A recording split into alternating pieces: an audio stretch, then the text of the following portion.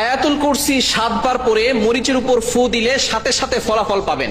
আয়াতুল কুরসি হচ্ছে পবিত্র কোরআনুল কারীমের ভিতরে সর্বশ্রেষ্ঠ আয়াত। আয়াতের ভিতরে সর্বশ্রেষ্ঠ আয়াত হচ্ছে আয়াতুল কুরসি। এই আয়াতটি হচ্ছে জিনদের সবচেয়ে বড় মহা ঔষধ। সুতরাং আয়াতুল কুরসির আমল আপনি করবেন। কিভাবে করবেন? প্রথমে ওযু করবেন, ওযু করে 3 বার দুরূদ শরীফ পড়বেন। আয়াতুল কুরসি 7 বার পরে একটা মরিচে ফু দিবেন। মরিচে ফু দেওয়ার পরে ওই মরিচটা আপনি একটু আগুনে পোড়ানোর পরে সেখান থেকে একটা ঘ্রাণ আসবে। এই ঘ্রাণটা যদি কাউকে জিনে ধরে অথবা কাউকে জাদু করা হয়, ওই মরিচটা যদি তার নাকে সামনে নিয়ে যান তাহলে দেখবেন একটু ঘ্রাণ দিলেই সেই জিন সেখান থেকে চলে যাবে। এবং যদি কারো বদনজর লেগে যায়, তার নাকের সামনে একটু ধরবেন, দেখবেন তার বদনজর দূর হয়ে যাবে।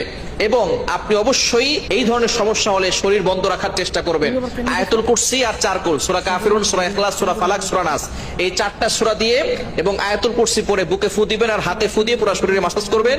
শরীর বন্ধ থাকবে, দুনিয়ার কোনো শক্তি আপনাকে ক্ষতি করতে পারবে না।